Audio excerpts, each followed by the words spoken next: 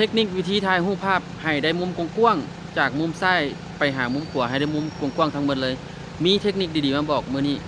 ไปเบิ่งนํกันเข้าไปที่กล้องถ่ายรูป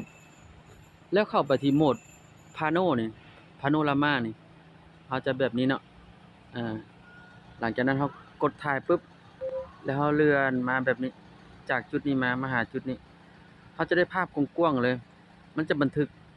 มาฮอดจุดที่เขาต้องการแล้วเขากดถ่ายชัตเตอร์ปั๊บมาเบิ่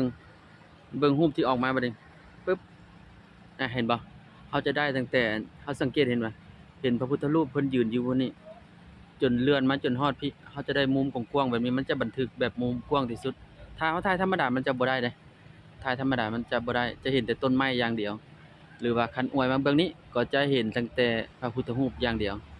เอาวิธีนี้ไปใช้ลองเบิ่งพี่น้อง